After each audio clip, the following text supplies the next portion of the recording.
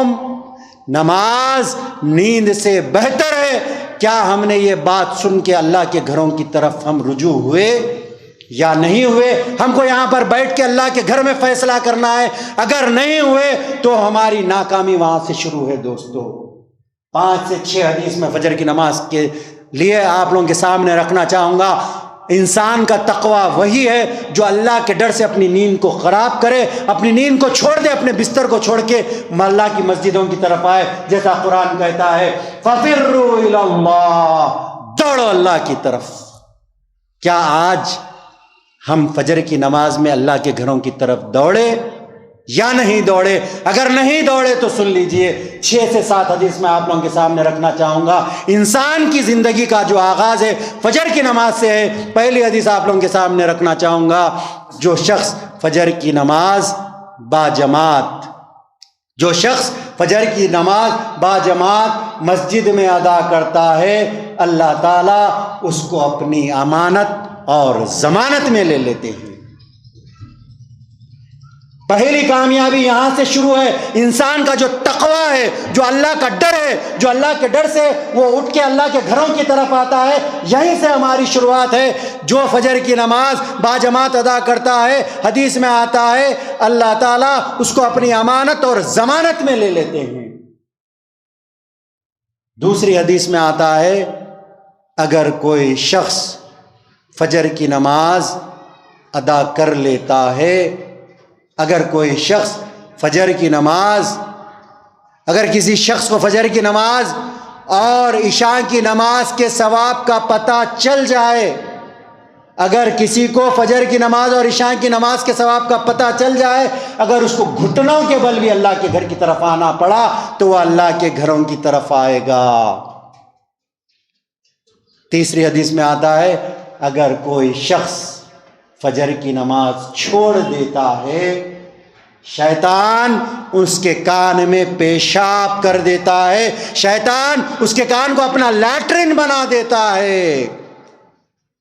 اور جو شخص فجر کی نماز چھوڑ دیتا ہے اپنی آرام کی خاطر، جو شخص فجر کی نماز چھوڑ دیتا ہے، مرنے کے بعد حالت برزخ میں اس کے سر کو بڑے پتھر سے کچلا جائے گا، اچھا کیا جائے گا، پتھر سے کچلا جائے گا، اچھا کیا جائے گا، پتھر سے کچلا جائے گا۔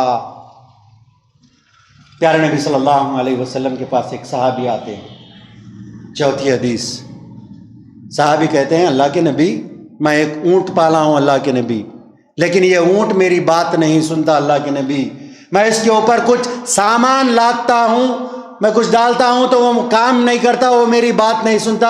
پیارے نبی صلی اللہ علیہ وسلم اونٹ کی طرف بڑھتے ہیں، اونٹ پیارے نبی صلی اللہ علیہ وسلم کے کانے میں کچھ کہتا ہے۔ وہ صحابی پوچھتے ہیں اللہ کے نبی اس نے آپ کے کانے میں کیا کہا؟ تو اللہ کے نبی کہتے ہیں اونٹ میرے کانے میں کہہ رہا تھا اے اللہ کے نبی یہ میرا جو مالک ہے یہ فجر کی نماز ادا نہیں کرتا، اس لیے میں اس کی بات کو نہیں سنتا۔ کا مطلب یہ ہے اگر کسی کا کاروبار ٹھپ ہے آج، اگر کسی کے پیسوں میں برکت نہیں ہو رہی ہے، اگر کوئی ترقی نہیں کر رہا ہے، 1 لاکھ 2 لاکھ روپے بھی کما رہا ہے لیکن اس کے کمائی میں برکتیں نہیں ہیں، اس کے گھر میں رزق میں اضافہ نہیں ہو رہا ہے، گھر میں ویسے ہی پریشانی ہے جیسے پریشانی تھی، تو نظر ڈالیے دیکھیے کہ فجر میں اگر گڑبڑ ہے تو آپ کے گھر میں پرابلم ہے۔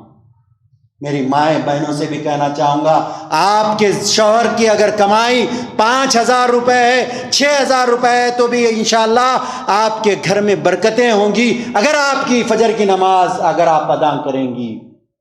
برکت فجر کی نماز سے شروع ہے، اسی لیے فجر کی نماز کی بڑی اہمیت ہے۔ بی بی عائشہ رضی اللہ تعالیٰ عنہا فرماتی ہیں اگر کوئی شخص فجر کی نماز کے 2 رکعت سنت ادا کر لیتا ہے، اگر کوئی شخص فجر کی نماز کے 2 سنت ادا کر لیتا ہے، دنیا میں اس سے اچھی چیز کوئی نہیں ہے۔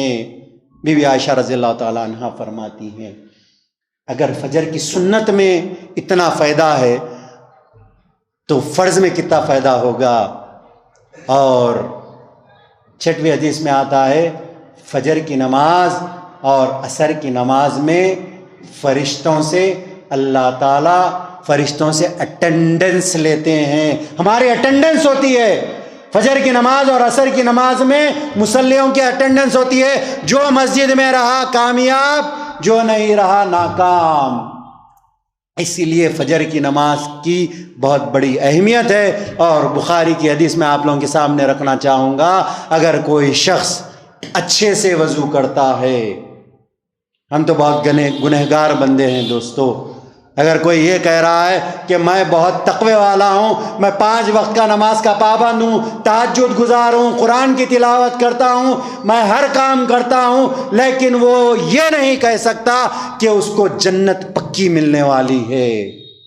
تمام لوگ ہم آدم کی اولاد ہے اور ہم سے گناہ سرزد ہوتے ہیں، لیکن اگر ہم گنہگار ہیں تو اللہ تعالیٰ، اگر مسجد میں ہم آتے ہیں تو کس طریقے سے اللہ تعالیٰ گناہوں کو بخش دیتے ہیں۔ سنیے بخاری کی حدیث، اگر کوئی شخص اچھے سے